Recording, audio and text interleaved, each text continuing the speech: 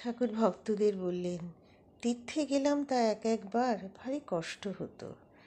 কাশীতে সেজবাবুদের সঙ্গে রাজাবাবুদের বৈঠকখানায় গিয়েছিলাম।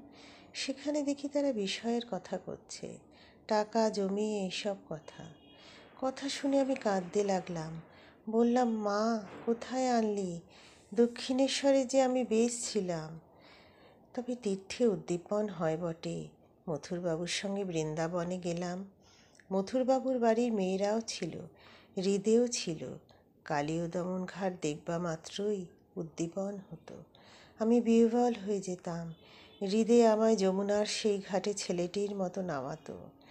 যমুনার তীরে সন্ধ্যার সময় বেড়াতে যেতাম।